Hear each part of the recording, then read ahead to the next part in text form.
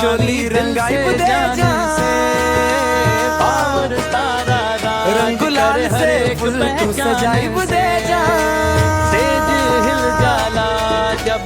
महंगाई छोड़ राज होली आइल बा 1 रुपया में सारा सिस्टम चलाई बुदे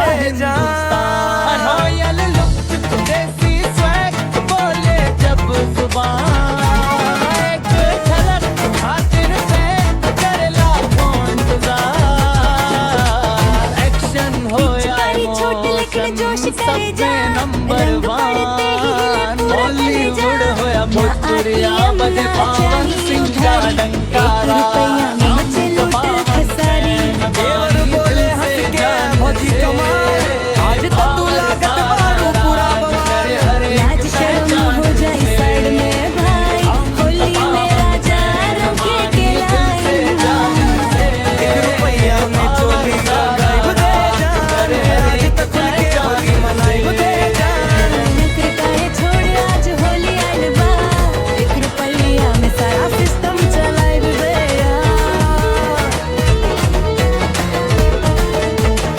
हिट पे हिट देला टूटे डीजे गली में धमाल लाल पीला रंग उड़े बेमिसाल भाभी साली उड़न तो संग टोली सब झूमे जब बजे के सारी होली हर दिल बोले पवन भाई जिंदाबाद भाई ना कोई मुकाबला ना कोई टक्कर जेब भले खाली अजबा सजन दिल से खेलाए रंग अबीर चंदन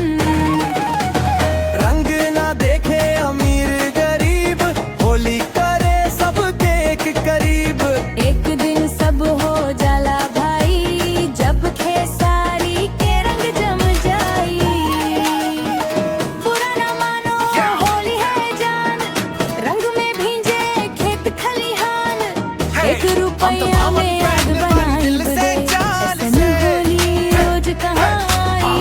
राज करे हर एक पहचान से हम तो पावन फैन बानी दिल से जान से राज करे हर एक पहचान से राज करे स्टेज हिल जाला जब आवे पवन नाम के आवाज पर पागल पूरा हिंदुस्तान